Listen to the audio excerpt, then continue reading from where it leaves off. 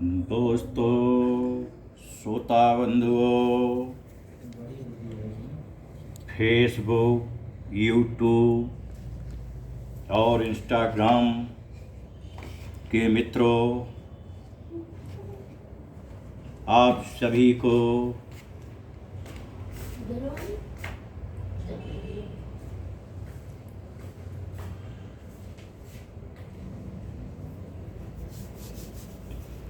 श्री शिव महापुराण की कथा श्रवण करने की बहुत बहुत बधाई और साधुवाद।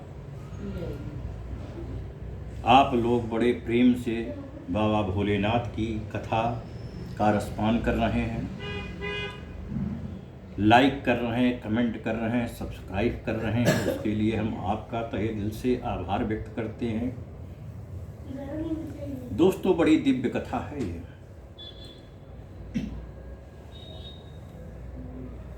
आइए पहले कथा के पूर्व जो है वंदन करते हैं, फिर कथा में प्रवेश करते हैं। गजाननं भूतगणादिसेवितं अकपेत्थजम्बो फलचारु भक्षणम् उमासुतं शोकविनाशकारिकम् नमामि विघ्नेश्वर पादपङ्कजम्। आदिशक्ति महामाये दिव्य ज्ञान स्वरूपिणी नवदुर्गे जगन्माते प्रणमामि मुहुर्मुहुः। कर्पूरगौरं करुणावतारं शनिसारिसारं भुजगेन्द्रहारं सदा वसन्तं हृदयारविन्दे भवं भवानी सहितं नमामि। अतुलितबलधामं हेमशैलाभदेहम् अतनुजवनिकिसानुं ज्ञानि नामयाग्रगण्यं सकलगुणनिधानं वानराणामधीशं रघुपतिप्रियभक्तं वातजातं नमामि। नीलाम्बुजश्यामलकोमलाङ्गं सीतासमारोपितवामभागं पाणौ महासायक चारुचापं नमामि रामं रघुवंशनाथं।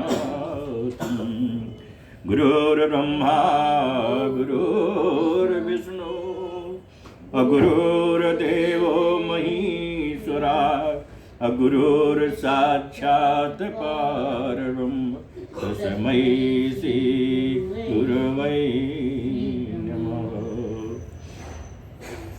विश्वनाथ मम नाथ पुरारी त्रिभुवन महिमा विदित तुम्हारी। आशुतोष तुम औढर दानी आरती है रहो दीन जन जानी। सो तुम जानहु अंतर्यामी पुरवहु मोर मनोरथ स्वामी। देवी पूज पद कमल तुम्हारे सुर नर मुनि सब होहि सुखारे। दीन दयाल दया कर दो भोलेनाथ कृपा कर दो। भोले एक तेरा सहारा है अबिन तेरे ना इस जग में कोई हमारा है। नमः शिवाय बाबा नमः शिवाय नमः शिवाय भोले, नमः शिवाय, नमः शिवाय, ओम नमः शिवाय, बम बम भोले, नमः शिवाय, नमः शिवाय, ओम नमः शिवाय, बम बम भोले, नमः शिवाय, नमः शिवाय, ओम नमः शिवाय, बम बम भोले, नमः शिवाय, नमः शिवाय, ओम नमः शिवाय, बम बम भोले, नमः शिवाय, नमः शिवाय, ओम नमः शिवाय, बम बम भोले, नमः शिवाय, नमः शिवाय, ओम नमः शिवाय, बम बम भोले, नमः शिवाय, नमः शिवाय, ओम नमः शिवाय, बम बम भोले, नमः शिवाय, नमः शिवाय, ओम शिवाय, बम बम भोले, नमः शिवाय, नमः शिवाय, ओम नमः शिवाय, बम बम भोले, नमः शिवाय, नमः शिवाय, ओम नमः शिवाय, बम बम भोले, नमः शिवाय, नमः शिवाय, ओम नमः शिवाय, बम बम भोले, नमः शिवाय। प्रेम से बोलो हर हर महादेव। आइए दोस्तों, कथा में प्रवेश कर रहे हैं। श्री शिव महापुराण चतुर्थ कोटि रुद्र संहिता का 7वां अध्याय प्रस्तुत है, जिसका शीर्षक है नंदिकेश शिवलिंग का महात्म्य वर्णन। बड़ा दिव्य प्रसंग है। आइए प्रेम से बाबा भोलेनाथ का रसपान कीजिए। ऋषि बोले, हे सूत जी, वैशाख शुक्ल सप्तमी को नर्मदा नदी पर गंगा जी क्यों आती हैं और श्री नंदिकेश्वर जी किस प्रकार प्रसिद्ध हुए, यह सब आप हमसे सप्रेम कहिए। सूत जी कहने लगे, एक ऋषिका नामक ब्राह्मण की कन्या थी, जो विवाह होने पर विधवा हो गई। तब उसने शिव जी का व्रत धारण कर पार्थिव लिंग पूजना आरंभ किया और कठिन तप आरंभ किया। उसी समय मायावी नामक एक श्रेष्ठ दैत्य ने आकर उससे काम विहार की प्रार्थना की, परंतु वह तो परम शिव भक्ता थी। उसने काम दृष्टि से उसे नहीं देखा और शिव जी के ध्यान में लगी रही। ब्राह्मणी द्वारा अपमानित दैत्य ने अपना तिरस्कार समझ उसे भयानक रूप दिखाया और बहुत सा दुर्वचन कहा, परंतु इससे कुछ भी भयभीत ना हो ब्रह्माणी और भी तीव्र गति से शिव शिव जपने लगी। वह अपनी धर्म रक्षा के लिए शिव जी की शरण में गई। शरणागत वत्सल शंकर जी ने प्रकट होकर काम से व्याकुल उस मूढ़ दैत्यपति को उसी समय भस्म कर दिया और ब्राह्मणी से वर मांगने को कहा। और ब्राह्मणी हाथ जोड़ सिर झुकाकर शिव जी की स्तुति करने लगी। ऋषिका ने कहा, हे देव महादेव, हे दीन बंधु भक्त रक्षक, आपने इस मूढ़ नामक दैत्य से मेरा धर्म बचाया तथा हे संसार के रक्षक, आपने इस दैत्य को मारा। हे नाथ, मैं यही वर मांगती हूँ कि मुझे अपने चरणों में लगा अपनी अविनाशिनी भक्ति प्रदान कीजिए। इससे अधिक मैं आपसे और क्या मांगूं? हे विभो, हे महेश्वर, मैं आपसे दूसरा वर ये मांगती हूँ कि आप लोगों के उपकारार्थ यही विराजमान होइए। जब ऐसा कहकर ऋषिका चुप हो गई, तब दयाल शिव जी ने कहा, हे ऋषिके, तू मेरी परम भक्त है, इसलिए जो वरदान तुमने मांगा है वो मैंने दिया। शिव जी को प्रकट हुआ जानकर उसी समय ब्रह्मा विष्णु आदि सभी देवता वहां आए और उन्होंने हाथ जोड़कर शिव की स्तुति की। गंगा जी ने भी प्रकट होकर ऋषिका को आशीर्वाद दिया। पश्चात शिव जी वहां अपना पार्थिव लिंग छोड़ अंतर ध्यान हो गए और ब्रह्मादिक देवता तथा गंगा जी भी उस साध्वी की प्रशंसा कर अपने स्थान को चली गईं। उसी दिन से वह स्थान उत्तम तीर्थ हो गया। सर्व पाप विनाशक नंदिकेश जी भी इस जगत में प्रसिद्ध हो गए। जो मनुष्य वैशाख शुक्ल सप्तमी को यहाँ स्नान कर नंदिकेश शिव का पूजा करता है, उसके ब्रह्म हत्यादिक सभी पाप छूट जाते हैं। इत श्री शिव महापुराण चतुर्थ कोटि रुद्र संहिता का 7वां अध्याय समाप्त हुआ। प्रेम से बोलो हर हर महादेव। नमः शिवाय भोले, नमः शिवाय, नमः शिवाय बाबा, नमः शिवाय, नमः शिवाय, ओम नमः शिवाय, बम बम भोले नमः शिवाय, नमः शिवाय, ओम नमः शिवाय, बम बम भोले नमः शिवाय, नमः शिवाय, ओम नमः शिवाय, बम बम भोले नमः शिवाय, नमः शिवाय, ओम नमः शिवाय, बम बम भोले नमः शिवाय, नमः शिवाय, ओम नमः शिवाय, बम बम भोले नमः शिवाय, नमः शिवाय, ओम नमः शिवाय, बम बम भोले नमः शिवाय, नमः शिवाय, ओम नमः शिवाय, बम बम भोले नमः शिवाय, नमः शिवाय, ओम नमः शिवाय, बम बम भोले नमः शिवाय, नमः शिवाय, ओम नमः शिवाय, बम बम भोले नमः शिवाय, नमः शिवाय, ओम नमः शिवाय, बम बम भोले नमः शिवाय। प्रेम से बोलो हर हर महादेव। 8वां अध्याय प्रस्तुत है। इसका शीर्षक है गोकर्ण में महाबल महात्म्य वर्णन। सूत जी बोले, हे ब्राह्मणों, अब पश्चिम दिशा के पार्थिव लिंगों को सुनो। कपिला नगरी में काल रामेश्वर नामक परम दिव्य शिवलिंग है, जिसका दर्शन करने से सारे पाप दूर हो जाते हैं। इसी प्रकार पश्चिम सागर तट पर महासिद्धेश्वर नामक पार्थिव लिंग प्रसिद्ध है, और उसी ओर गोकर्ण नामक वो उत्तम क्षेत्र है, जिसमें करोड़ों पार्थिव लिंग तथा पद पद पर असंख्य तीर्थ हैं। इन गोकर्ण नाथ में सभी तीर्थों तथा पार्थिव लिंगों की महिमा विद्यमान है। ये साक्षात लिंग सतयुग में श्वेत वर्ण, त्रेता में अतिरक्त वर्ण, द्वापर में पीत वर्ण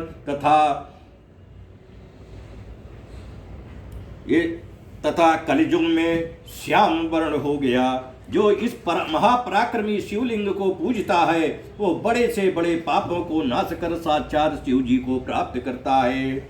उसे ब्रह्म पद तक प्राप्त होता है तथा वहां पर ब्रह्मा विष्णु आदि देवताओं का हित करने के लिए शिव जी महाबल नाम से प्रसिद्ध हो निवास किया करते हैं। जैसे राक्षस रावण ने घोर तप द्वारा वर प्राप्त कर गोकर्ण में उनका लिंगगण नामक रूप से स्थापित किया है, यहाँ ब्रह्मा विष्णु आदि सभी देवता, महेंद्र विश्वदेवा मरुदगण आदित्य वसु अश्विनी कुमार तथा तारागणों सहित चंद्रमा और यम मृत्यु चित्रगुप्त तथा अग्नि आदि सब देवता और गंगादिक नदियों सहित वरुण जी और भद्र काली जी चंडिकादि देवियों सहित आकर वहां शिव जी के प्रीत्यर्थ सब द्वारों पर स्थित रहती हैं।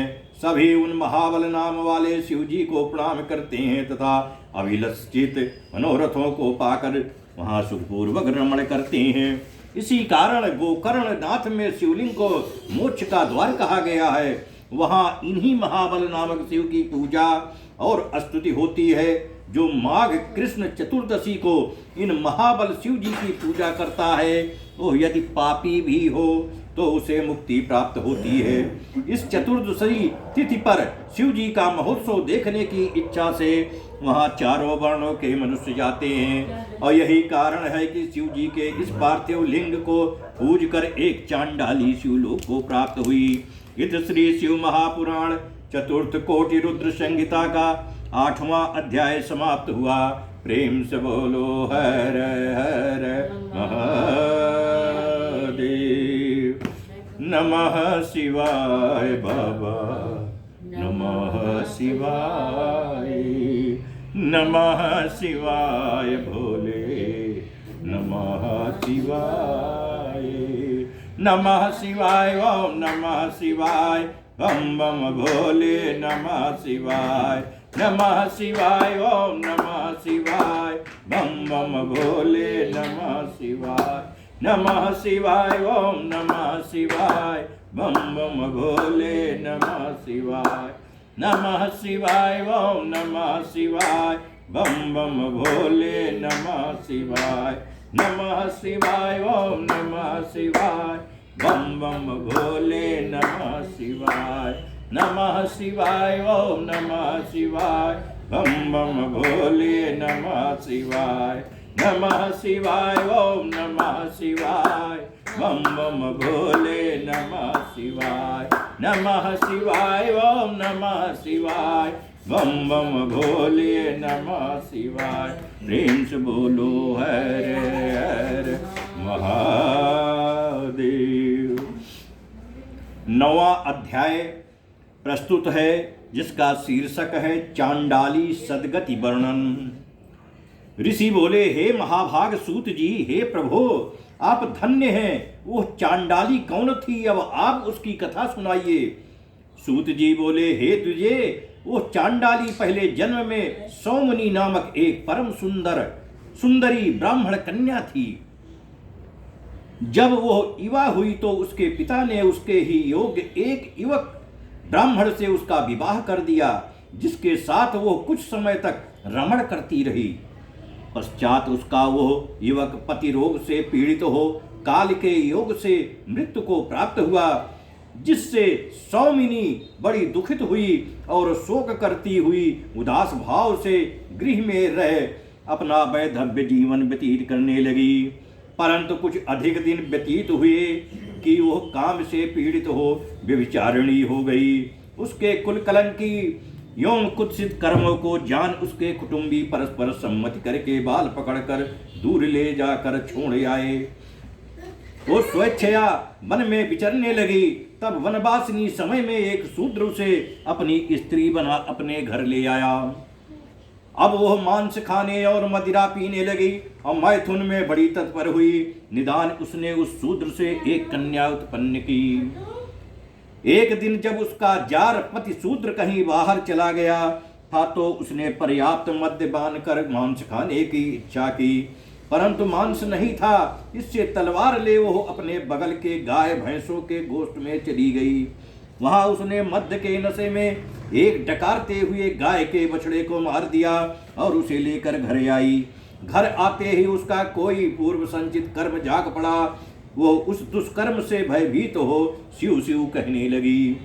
पश्चात मांस की अभिलाषणी ने क्षण मात्र शिव जी का ध्यान कर उसी गाय के बछड़े को काट कर अभिलक्षित कर भोजन किया। इस प्रकार दिन व्यतीत करते हुए कितने ही समय पश्चात वो काल के वशीभूत हो मृत्यु को प्राप्त हुई। यमराज ने उसके पूर्व जन्म के कर्म तथा धर्म को देख नरकवास से निवृत्त कर उसे चांडाल के घर जन्म दिया। यह वो यमपुर से लौटकर चांडाल के घर आई और नेत्रों की ज्योति ना पाकर अंधी हुई। अब भूख से व्याकुल तथा दोनों नेत्रहीन हाथ में लकड़ी लेकर चलने वाली वो चांडालों के जूठे भोजन से अपनी भूख को शांत करने लगी। और जन्म की अंधी होने के कारण ना तो उसका माता पिता द्वारा पालन हुआ और ना विवाह आदि संस्कार ही हुए, किंतु वह कुष्ठ रोग से पीड़ित हुई। उसका सारा जीवन ऐसा ही कष्टमय व्यतीत हुआ और बुढ़ापे में तो और भी दुख को प्राप्त हुई। किसी समय जब महाजन यात्रियों ने गोकर्ण की यात्रा की तो चांडाली शिव जी के उत्सव में आते जाते हुए उन यात्रियों से भोजन वस्त्र की भिक्षा मांगने के लिए धीरे धीरे चली और हाथ फैलाकर दीन वचनों में सबसे भीख मांगने लगी। किसी पुण्यात्मा ने उसके हाथ पर बेल की मंजरी फेंक दी। उसने देखा कि यह तो बेल की मंजरी है, इस अभक्ष्य को लेकर क्या करूं? उसने उसे दूर फेंक दिया। उसके हाथ से छूटी हुई वो बेल की मंजरी रात्रि में किसी शिवलिंग के मस्तक पर जा गिरी। चतुर्दशी की रात्र थी। अब बहुत मांगने पर भी उस चांडाली को उस दिन किसी से कुछ ना मिला था, जिससे अज्ञान से उस दिन उसका निराहार पवित्र व्रत हो गया। और परम आनंददायक जागरण भी हुआ।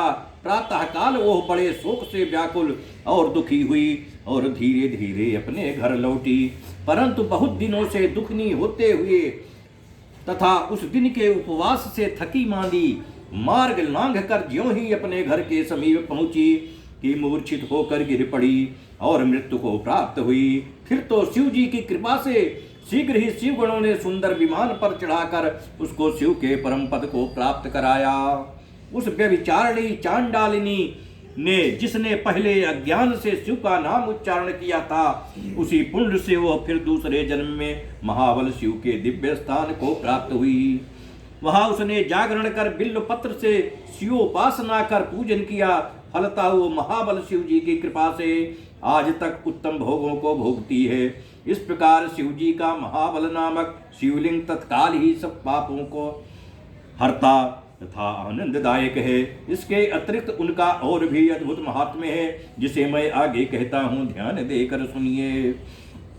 इत श्री शिव महापुराण चतुर्थ कोटि रुद्र संहिता का 9वां अध्याय समाप्त। प्रेम से बोलो हर महादेव।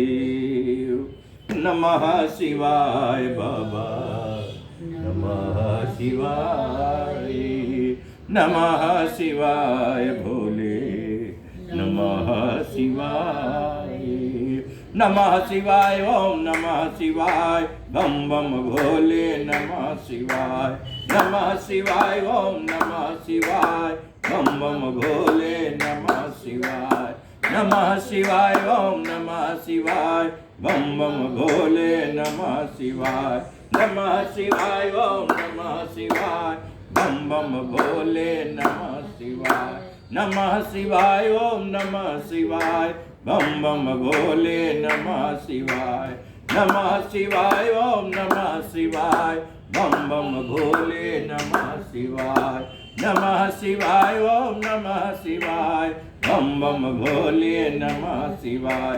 प्रेम से बोलो हर महादेव। 10वां अध्याय प्रस्तुत है। इसका शीर्षक है राजा कलमास पाद की कथा सहित महाबल लिंग की महिमा का वर्णन। सूत जी बोले, हे महर्षियों, शोभायमान इक्ष्वाकु वंश में मित्रसह नाम का एक बड़ा धर्मात्मा राजा था, जिसकी धर्म पत्नी पतिव्रता स्त्री राजा नद की स्त्री के समान मदयंती नाम से प्रसिद्ध हुई। एक समय राजा मित्रसह अपनी विशाल सेना के साथ वन में आखेट को गया और वहां विहार करते हुए उसने साधुओं को कष्ट देने वाले महादुष्ट कमठ नामक राक्षस को मारा। तब उसका भाई, जो उसी के समान पापी था, उसको कपट से जीतने के लिए छल से राजा के पास आया और नम्रता पूर्वक रसोइयों का कार्य करने के लिए नौकरी करने लगा और राजा ने उसे रसोई का अध्यक्ष बना दिया।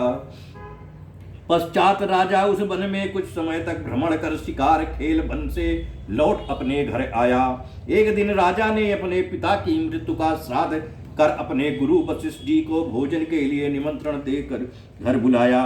जब भक्ति पूर्वक राजा ने वशिष्ठ जी का चरण धो भोजन करने को बैठाया तो कपट रूप उस राक्षस रसोइये ने वशिष्ठ जी के सामने मनुष्य के मांस मिले हुए शाक को परोसा, जिसे वशिष्ठ जी जान गए और उन्होंने क्रुद्ध हो राजा को राक्षस होने का शाप दे दिया।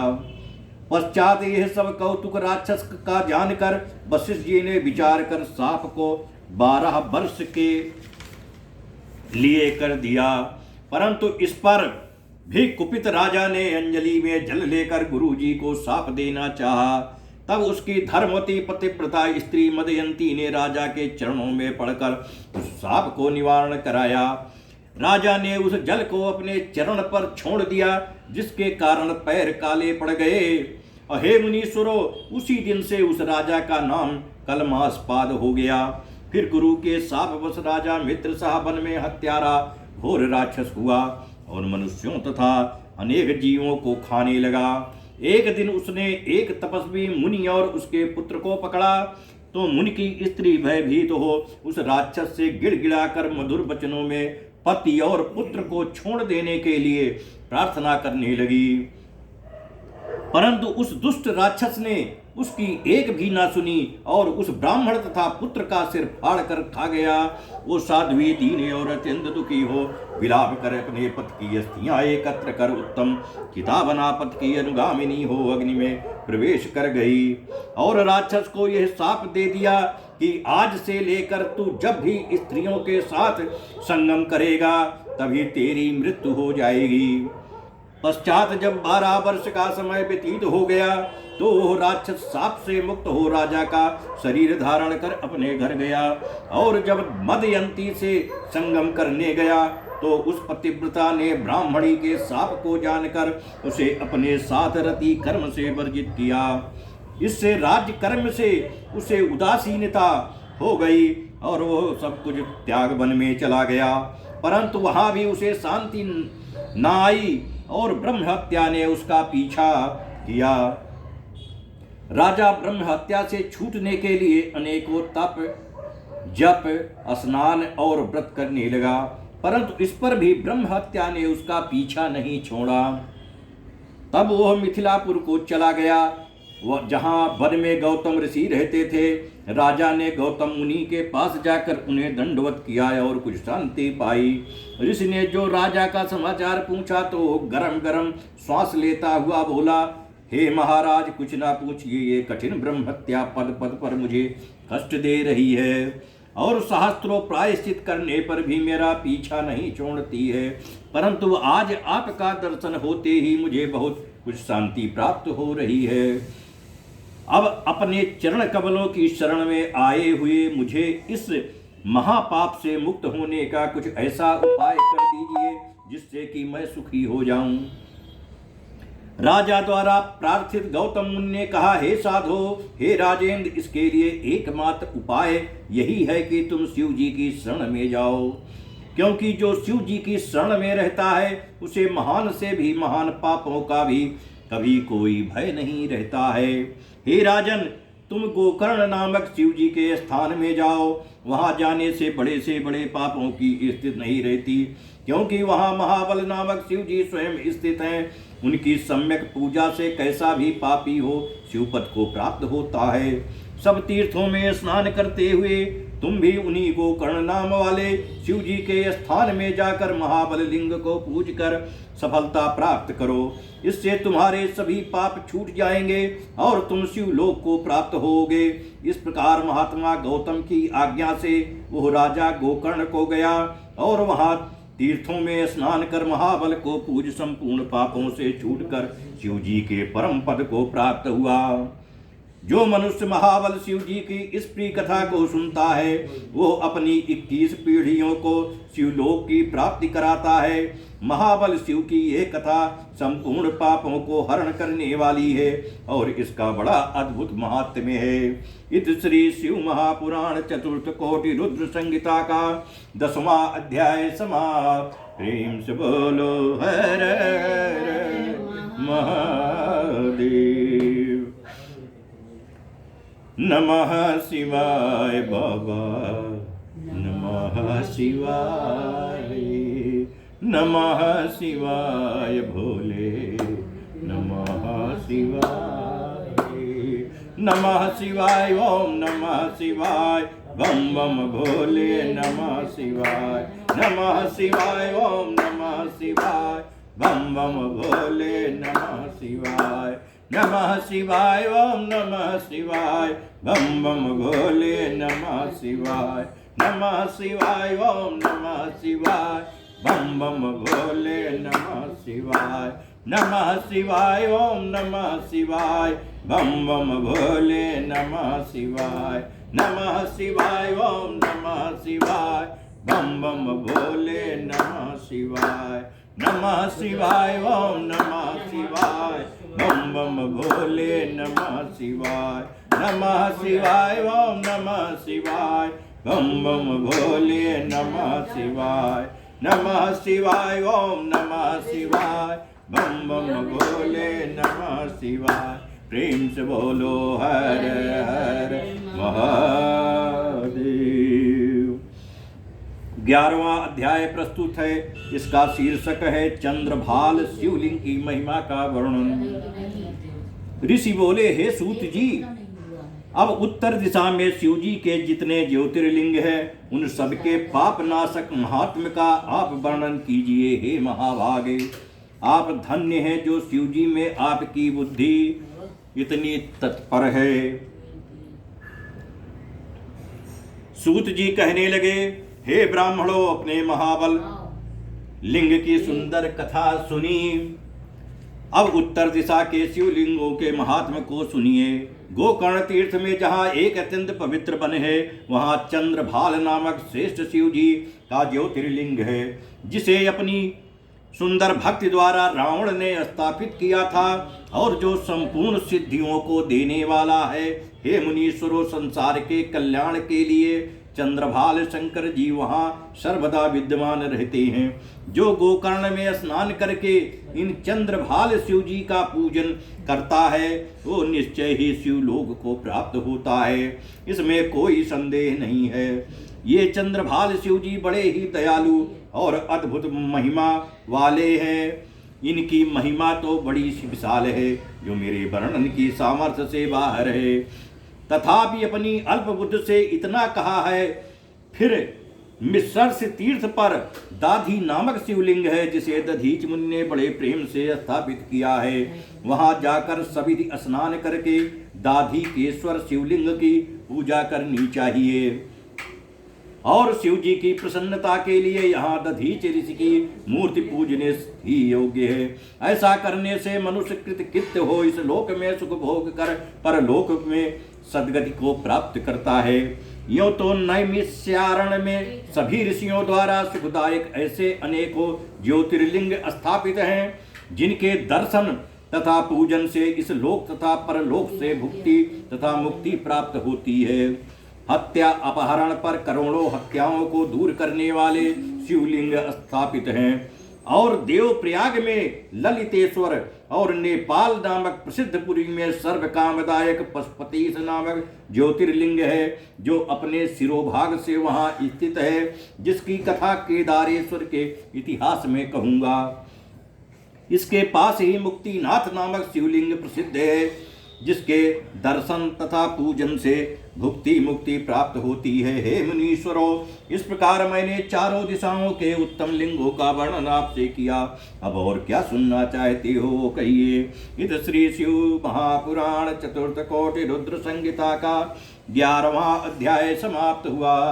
प्रेम से बोलो हर हर महादेव। नमः शिवाय बाबा, नमः शिवाय, नमः शिवाय भोले, नमः शिवाय, नमः शिवाय बाबा,